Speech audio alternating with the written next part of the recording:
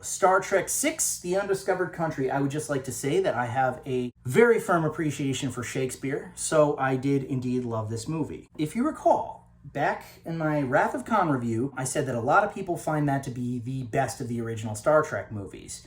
And I said, I'm not so sure about that. I actually think I liked Undiscovered Country better. Funny thing is that after the travesty that was Star Trek The Final Frontier, they decided, okay, we have to fix this and kind of have a dignified send-off for the Starship Enterprise. So we're going to get the director who did Wrath of Khan back in here. Very good choice.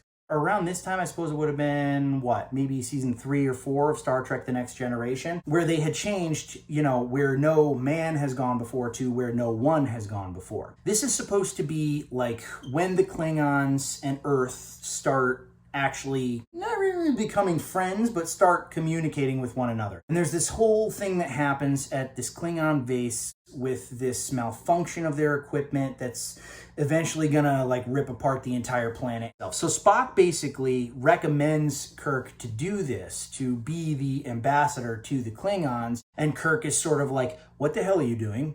I hate Klingons. I absolutely hate Klingons. Now, this movie came out in 1991, which is, we were kind of making sort of awkward friends with the Soviet Union. Chernobyl had already happened. And that's actually what I think that this malfunction, this hiccup on the Klingon planet was supposed to be. It was supposed to be Chernobyl, essentially. There's an ambassador played brilliantly by David Werner. So it's this very tense, kind of trying to meet, and David Werner's Klingon character is actually a very admirable man, and he really is trying. Granted, the Federation is really kind of attempting to save their ass, but he's really trying to be as gracious as he can. And so there's this whole dinner scene, and there's this joke where they serve Romulan ale, and even one of the Klingons asks Kirk, isn't this illegal? And Kirk goes well, we're outside of regulated space, so we can kind of have at it. And apparently Romulan ale is supposed to be this super alcoholic, basically poison.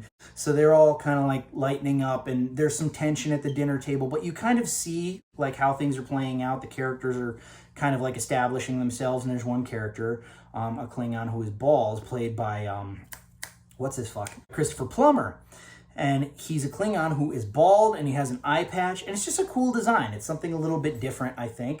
And he is consistently quoting Shakespeare. He is a warrior. He clearly doesn't like people, but he does really enjoy Earth writing and Earth storytelling and poetry, yada, yada, hence the Shakespeare. But it is kind of one of those things where, when you see him, you're yep, that's the bad guy. So...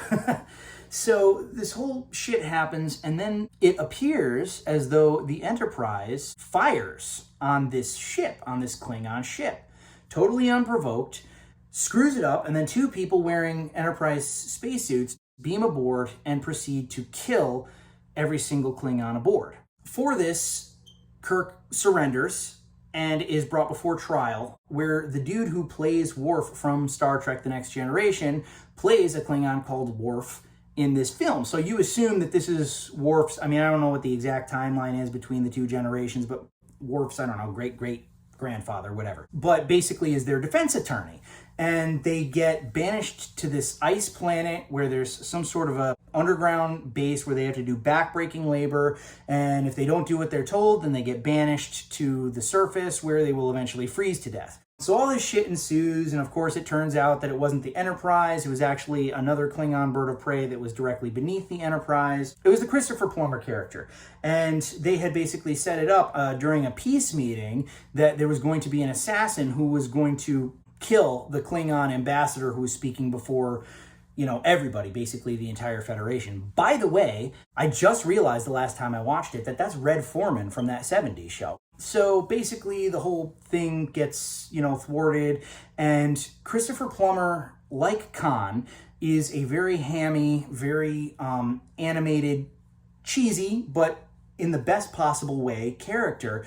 And it's funny because the movie is almost self-aware to a point, because as the Enterprise and this ship are dueling, And by the way, I should mention this, Sulu actually has his own ship, and he helps Kirk through the entire debacle. And that's really the saving grace at the end of the film, is that Sulu's ship comes in, and it's sort of like, all right, fire on this motherfucker. The entire time that the battle is happening, this dude is incessantly quoting Shakespeare. And it gets to a point where it's like, okay, all right, guy, that's enough of that. But then they have Bones say it. He's basically like, man, I wish that guy would shut up. He says exactly what the audience would be thinking at that point. And I'm like, wow, this filmmaker knew what they were doing. And again, after the travesty that was the fifth film, they really got back on track, I have to say. And this is, personally, I think, the last in the original Star Trek movies was the best. And that's all she wrote.